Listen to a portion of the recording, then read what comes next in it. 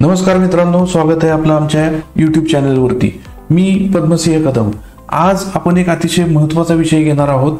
ITR 1 आणि ITR 4 कोण भरू शकतो, त्याचे नवीन नियम काय आहेत, नवीन आणि जुन्या कर प्रणालीमध्ये काय फरक आहे, म्हणजेच ओल्ड टॅक्स रिजिम आणि न्यू टॅक्स रिजिम मध्ये काय फरक आहे। चला तर मग आपण सुरू करूया। आता पहिल्यांदा पाहूया आपण की ITR 1 कोण भरू शकतो। ITR 1 ज्याला सहज फॉर्म म्हणतात, तो केवळ भारतात राहणाऱ्या सामान्य नागरिकांसाठीच आहे। म्हणजेच तो नागरिक इंडियन रेसिडेंट असावा। जर तुमचं एकूण वार्षिक उत्पन्न 50 लाखापर्यंत असेल आणि उत्पन्न हे केवळ सॅलरी किंवा पेन्शन, सिंगल हाऊस प्रॉपर्टी, बँकेचं व्याज, FD वरचं व्याज किंवा सेव्हिंग अकाउंट वरचं व्याज यामधून येत असेल, म्हणजेच तुम्ही व्यवसाय करत नाहीत आणि शेअर्स किंवा क्रिप्टो मधून कमाई करत नाही, तरच तुम्ही ITR 1 भरू शकता। आता आपण बघूया की ITR 4 कोण भरू शकतो। जर तुम्ही व्यवसाय करत असाल, दुकान चालवत असाल, फ्रीलान्सर असाल, डॉक्टर असाल, वकील असाल, तर तुम्हाला ITR 4 वापरावा लागतो। पण तुमचं उत्पन्न हे प्रिझम्पटिव्ह टॅक्स स्कीम मध्ये येत असेल, म्हणजेच काय, तर तुमचा व्यवसायाचं टर्नओव्हर हा 2 कोटी रुपयापर्यंत असला पाहिजे। किंवा तुम्ही जर प्रोफेशनल असाल, म्हणजेच डॉक्टर, वकील, चार्टर्ड अकाउंटंट किंवा चार्टर्ड इंजिनियर यापैकी असाल, तर तुमची फी ही वार्षिक 50 लाखापर्यंत असली पाहिजे। आता आपण बघूया की 2024 पासून ITR 1 मध्ये एक महत्त्वाचा बदल झाला आहे। ते म्हणजे आता न्यू टॅक्स रिजिम ही डिफॉल्ट झाली आहे। म्हणजेच तुम्ही जर स्पष्टपणे जुनी कर प्रणाली निवडली नाही, तर तुमचं रिटर्न न्यू टॅक्स रिजिम प्रमाणेच भरलं जाईल। आणि लक्षात ठेवा, ओल्ड टॅक्स रिजिम वापरायची असेल तर फक्त भरतानाच ते तुम्ही निवडू शकता। ITR भरल्यानंतर तुम्हाला ती बदलता येणार नाही। ओल्ड टॅक्स रिजिमची निवड ही फक्त फायलिंगच्या तारखेपर्यंतच करता येते। म्हणजेच 31 जुलै ही आपली शेवटची तारीख असते, किंवा एक्सटेंडेड डेट ही तारीख आपली फायनल डेट असते, त्या तारखेपर्यंतच तुम्ही ओल्ड टॅक्स रिजिम निवडू शकता। आता ओल्ड टॅक्स रिजिम आणि न्यू टॅक्स रिजिम मध्ये काय फरक आहे, तर न्यू टॅक्स रिजिम मध्ये अधिक सोपी रिजिम प्रणाली करण्यात आली आहे। म्हणजेच याच्यामध्ये इन्कम टॅक्सचा रेट कमी करण्यात आलेला आहे, मात्र यामध्ये कोणतेही डिडक्शन्स मिळत नाहीत। ओल्ड टॅक्स रिजिम मध्ये भरपूर डिडक्शन्स मिळतात। त्याचप्रमाणे ओल्ड टॅक्स रिजिम मध्ये तुम्हाला त्यासाठी आवश्यक कागदपत्र लागतात आणि गुंतवणुकीची गरज असते। आता उदाहरण जर बघायचं झालं तर स्वप्नीलचा पगार आहे 10 लाख रुपये। जर तो न्यू टॅक्स रिजिम वापरत असेल तर त्याला 75,000 रुपये स्टँडर्ड डिडक्शन मिळेल। त्याप्रमाणे त्याचं टॅक्सेबल इन्कम होईल 9,25,000 रुपये। आता स्लॅब नुसार जर टॅक्स घ्यायचा झाला त्याचा, तर 0 ते 3 लाखापर्यंत 0% टॅक्स असेल। 3 ते 6 लाखापर्यंत 5% प्रमाणे 15,000 रुपये इतका टॅक्स होईल। 6 ते 9 लाखापर्यंत 10% प्रमाणे 30,000 रुपये इतका टॅक्स होईल।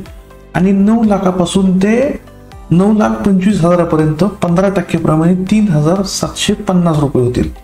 म्हणजेच त्याचा एकूण टॅक्स असेल 48,750 रुपये अधिक 4% सेस, जो न्यू टॅक्स रिजिम प्रमाणे त्याला मिळेल।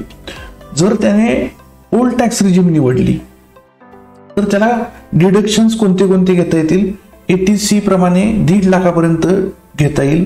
80D प्रमाणे जो हेल्थ इन्शुरन्स प्रीमियमचा सेक्शन आहे त्याच्याप्रमाणे 25,000 रुपये त्याला डिडक्शन घेता येईल।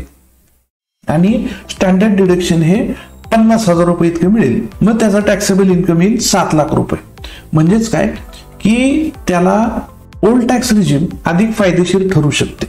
आता आपण बघूया की न्यू टॅक्स रिजिम आणि ओल्ड टॅक्स रिजिम मध्ये डिडक्शन्स आणि अलाउन्स याच्यामध्ये काय फरक आहे। तुम्ही जर ओल्ड टॅक्स रिजिम वापरत असाल तर त्याच्यामध्ये तुम्हाला 80C प्रमाणे PPF, LIC, ELSS यावरती 1.5 लाखापर्यंत डिडक्शन घेता येईल। तसेच 80D प्रमाणे तुम्हाला आरोग्य विम्याचेही डिडक्शन घेता येईल। तसेच 80CCD प्रमाणे NPS मध्ये तुम्हाला अतिरिक्त 50,000चं डिडक्शनही घेता येईल। 24B नुसार तुम्हाला होम लोन वरचं 2 लाख रुपयापर्यंतचं व्याजही घेता येईल। त्याचप्रमाणे HRA, LTA, चिल्ड्रन अलाउन्स हेही तुम्हाला घेता येईल। न्यू टॅक्स रिजिम मध्ये हेच जर आपण बघितलं तर तो स्टँडर्ड डिडक्शन 75,000 रुपये घेऊ शकतो। तसेच जे NPS एम्प्लॉयर कॉन्ट्रीब्युशन आहे ते घेऊ शकतो। मात्र इतर सर्व डिडक्शन न्यू टॅक्स रिजिम मध्ये बंद करण्यात आलेले आहेत। आता आपण जर ओल्ड टॅक्स रिजिम मध्ये इन्कम टॅक्स रिटर्न भरत आहोत तर त्याच्यामध्ये आपल्याला कर वाचवण्यासाठी काही मूलभूत उपाय करायचे असतील तर सर्वात महत्त्वाचं आपल्याला ELSS, PPF, NPS मध्ये गुंतवणूक करावी लागेल, ज्याच्याद्वारे आपल्याला 80C मध्ये डिडक्शन 1.5 लाखापर्यंत, तसेच NPS मध्ये 50,000 रुपये ॲडिशनल गुंतवणूक करता येईल, जी 80CCD 1B अंडर तुम्ही क्लेम करू शकता. हेल्थ इन्शुरन्स जर घेतला असेल तर तुम्ही 25,000पर्यंत 80D मध्ये त्याचं डिडक्शन घेऊ शकता. गृह कर्जावरचं जर व्याज असेल तर त्याच्यावरही तुम्ही डिडक्शन घेऊ शकता. आता आपण बघूया की न्यू टॅक्स रिजिम आणि ओल्ड टॅक्स रिजिमची टॅक्स स्लॅब काय आहेत. तर 0 ते 25 लाखापर्यंत दोन्ही टॅक्स रिजिमला 0% इन्कम टॅक्स आहे. 2.5 ते 5 लाखापर्यंत दोन्ही टॅक्स रिजिमला 5% इतका इन्कम टॅक्स बसतो. 5 ते 7.5 लाखापर्यंत ओल्ड टॅक्स रिजिमला 20% आहे आणि न्यू टॅक्स रिजिमला तो 10%. 7.5 ते 10 लाखाला ओल्ड टॅक्स रिजिम मध्ये तो 20% इतकाच आहे, तर न्यू टॅक्स रिजिम मध्ये तो 15% इतका आहे. 10 ते 12.5 लाख एवढ्या इन्कमला ओल्ड टॅक्स रिजिमला तो 30% इतका आहे, तर न्यू टॅक्स रिजिमला तो 20% इतका आहे. 12.5 ते 15 लाख आणि त्याच्यापेक्षा जास्त याच्यामध्ये ओल्ड टॅक्स रिजिम जर वापरत असाल तर त्याला 30% इतका इन्कम टॅक्स आहे.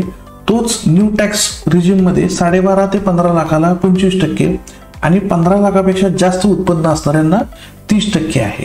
मित्रांनो, याच्यामध्ये आणखी एक विचार करण्यासारखी गोष्ट अशी आहे की दोन्ही प्रणालीमध्ये रिबेटचा जर आपण जो विचार केला तर 7 लाखापर्यंत जे उत्पन्न आहे त्याच्यावरती आपल्याला 0 इन्कम टॅक्स भरावा लागतो. म्हणूनच योग्य रिजिम निवडणं खूप महत्वाचं आहे. जर उत्पन्न सोपं आणि गुंतवणूक कमी असेल तर तुम्ही न्यू टॅक्स रिजिम निवडणं फायदेशीर ठरतं. आणि तुमची गुंतवणूक जास्त असेल, तुम्हाला गृहकर्ज असेल, विमा असेल, तर तुम्ही ओल्ड टॅक्स रिजिम वापरू शकता. मात्र हे करत असताना तुम्हाला केस टू केस त्याचा विचार करावा लागतो की कोणत्या टॅक्स रिजिम मध्ये अधिक फायदा मिळू शकतो. तर मित्रांनो, ही होती आजची माहिती. ITR आपण वेळेत भरा आणि आर्थिक दंड टाळा. आणि आमच्या चॅनलवर अशाच माहितीपूर्व आणि मार्गदर्शक व्हिडिओ आम्ही आणत राहू. माहिती आवडली असेल तर लाईक, शेअर आणि सबस्क्राईब करा. नमस्कार. पुन्हा भेटूया पुढच्या फायनान्स व्हिडिओमध्ये.